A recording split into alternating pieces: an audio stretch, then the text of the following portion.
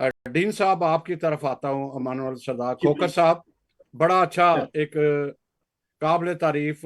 इन्होंने भी, सैमसन साहब ने भी आपका जिक्र किया, फिर जाट साहब ने भी आप कर रहे हैं। तो मजीद कैसे कैसे हो? चर्च, दो बड़े चर्च हैं, दूसरे भी चर्च हैं।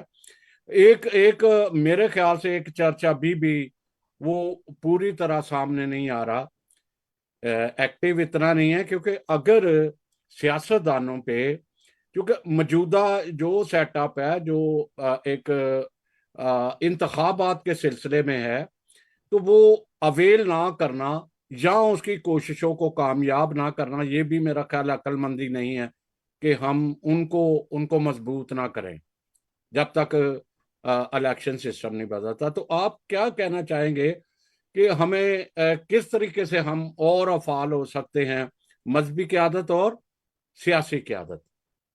जी। सब जवेद साहब, मैं सबसे पहले तो आपका शुक्रिया अदा करना चाहता हूँ। ये बड़ा अहम टॉपिक है और मैं अपनी गुफ्तगू का आगाज खुदावंद यीशु मसीह के नाम से, जो अल्फा और ओमेगा है, अव्वल और आखिर है, इब्तिदा और इंतहा है, उसके नाम से करता हूँ। चंद एक बातें हैं जो मैंने नोट की, उनका पहले जवाब देना चाहूँगा। मैं, जो आपने बिशप ऑफ कंटाबरी का नाम लिया कि उनके साथ बात आप करने को तैयार हैं, मॉडरेटर चर्च ऑफ पाकिस्तान मुकद्दस जनाब डॉक्टर आजाद मार्शल साहब ने इस बात का आगाज कर दिया हुआ है। मैं चर्च ऑफ पाकिस्तान सिनड का स्पोक्स पर्सन होने की हैसियत से भी आपको ये यकीन दिलाना चाहता हूँ कि हम जो मजहबी क़यादत हैं बाखबर हैं इन सारी बातों से, और अपने लेवल पे इस काम को कर भी रहे हैं। हम अपने इन साथियों के लिए भी खुदा का शुक्र अदा करते हैं कि ये जिस काम को शुरू करते हैं, हम इनके हमेशा साथ होते हैं। अगर कहीं प्रोटेस्ट करने की बात हो, चेयरिंग क्रॉस पे किया है बिशप आजाद मार्शल, मैं, मजहबी क़यादत इनके साथ थे। अब भी हर तरह से हम कौमी खिदमत के लिए तैयार हैं। जहां अभी आपने कानून की बात की है, मेरे भाई अगस्टीन एजाज आलम साहब ने, दुनिया में तो जो कानून है वो अंधा है, लेकिन हमारे मुल्क में जो कानून है वो धंधा है। और जो लोग कहते हैं ना, कानून सबके लिए बराबर है, ये आज की दुनिया में इस वक्त तक हमारे मुल्क में ये सबसे बड़ा झूठ है कि कानून सबके लिए बराबर है। बिल्कुल बराबर नहीं है। ये दुनिया, मेरे वीर जी, जज्बात की नहीं, ये मफादात की है। जहां तक मजहबी लीडरशिप की बात है, मजहबी लीडरशिप और सियासी लीडरशिप, इनका इकट्ठा होना नहायत ही जरूरी है, और हम इस कोशिश में हैं।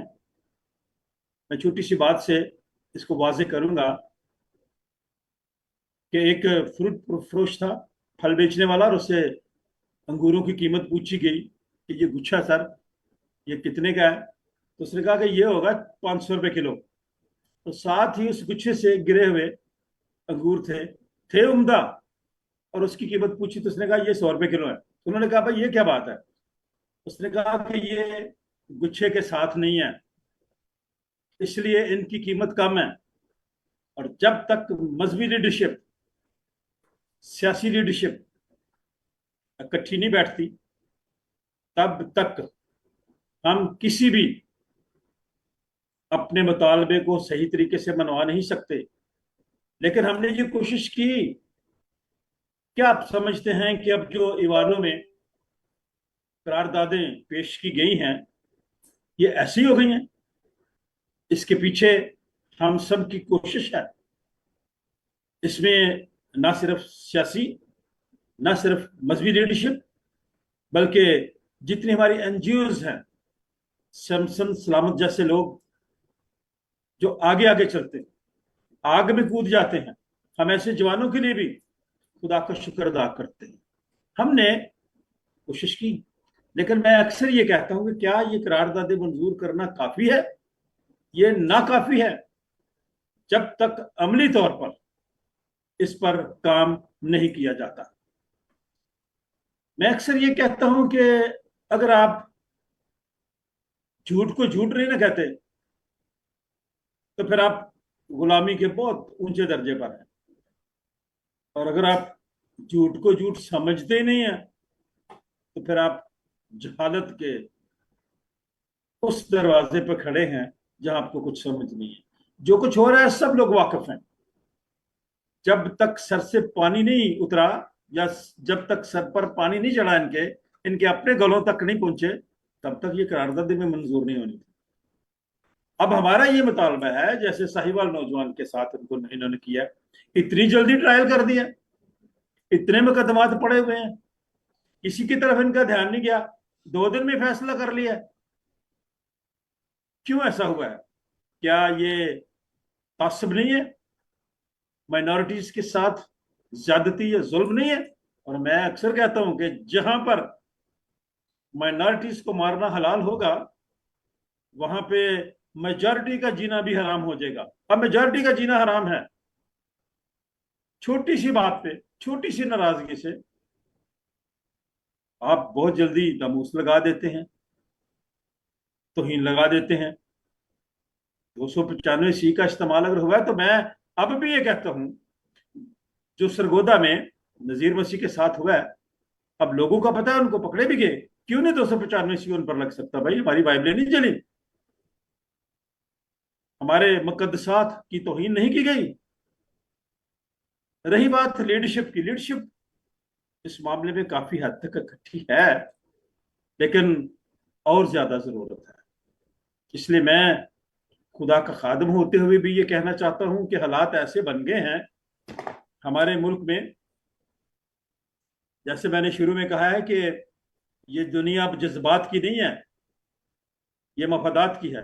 अब तो गुनाह और सवाब भी बिकते हैं। मान लीजिए जनाब भी बिकते हैं।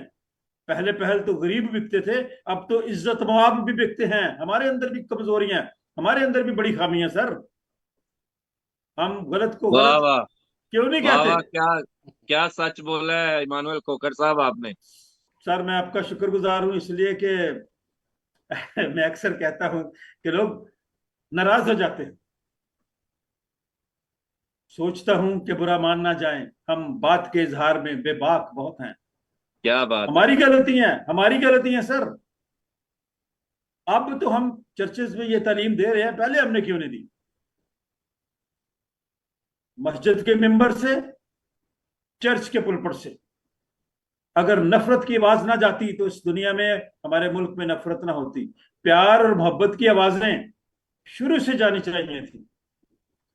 डिस्क्रिमिनेशन हर जगह पे है। पहले पहल तो गरीब बिकते थे ना, अब तो इज्जत वहां बिकते हैं। दिल की बातें जनाब झूठी हैं, और दिल भी खाना खराब बिकते हैं। हम दिल में कुछ और रखते हैं बात, करते कुछ और है। नौजवानों को बुजुर्गों से ना हो क्यों इख्तलाफ, चश्मे बीना और है चश्मे तमाशा। और ये हमें अब इकट्ठे मिलकर इस काम को करना पड़ेगा, और मसीही जी लीडरशिप, खोखर सियासी साहब एक लीडरशिप इकट्ठे बात चलना जरूर चाहिए। जरूर बताइएगा बोलें जी। कि ये लोगों में जिस तरह से नफरत आई जा रही है, एहसास तो है जो एक बाशऊर लोग हैं उनको पता है कि चर्च और सियासत जब तक इकट्ठे नहीं होते हमारी निजात नहीं है, हमारा कोई उसमें और बचाव कोई नहीं। तब भी वो कहते हैं जी आप तो अपनी जिम्मेदारी पूरी कर लो, मजहबी आप इंसान बना लो। इस तरह की क्यों उनके अंदर इस तरह की नेगेटिव पॉइंट आ गए हैं? हमारे लोगों की ये सोच मनफी है। जब से हमारे अदारे नेशनलाइज हुए हैं, हम्म, तब से तालीम तो बहुत आम हो गई है, लेकिन तरबियत की कमी रह गई है। अब तरबियत की कमी है, जिसकी वजह से हालात ऐसे हो रहे हैं। लेकिन मैं अब भी आपसे ये बड़ी मोहब्बत के साथ ये कहना चाहता हूं कि हमारा जो निसाब है उसमें नफरत है, जिसकी वजह से आज इस दुनिया में ज्यादा नफरत पाई जाती है। हम एक दूसरे की गलतियों को नजरअंदाज भी नहीं करते। अगर कोई मजहबी लीडर छोटी सी बात कर देता है, कोई गलती भी कर लेता है, इतना रगड़ा लगाते हैं हम उसको। बिल्कुल। ये नहीं सोचते कि वो है हमारा मजहबी लीडर, वो भी इंसान है, गलती उससे भी हो सकती है। मैं इस बात का इकरार करता हूं कि हमने शायद अपनी जिम्मेदारियों को उस तरह से वफादारी के साथ शायद नहीं निभाया, और आज हमें जरूरत है कि हम अपनी इन जिम्मेदारियों को वफादारी के साथ सरअंजाम दें, ताकि माशरे में बर्दाश्त हो, कबूलियत हो, और हम एक दूसरे की गलतियों को नजरअंदाज करें। और हम एक दूसरे की गलतियों को नजरअंदाज भी नहीं करते ना, जी हम जी। एक दूसरे की गलतियों को नजरअंदाज करें, एक दूसरे को बर्दाश्त करें, एक दूसरे को कबूल करें। और ये जो इस वक्त सिलसिला चल रहा है नफरत का, ये तभी खत्म होगी जब मैं अपने आप को दुरुस्त करूंगा। जी मेरी ये बहुत दुआ है। शुक्रिया, बहुत शुक्रिया। आगे बढ़ते हैं हम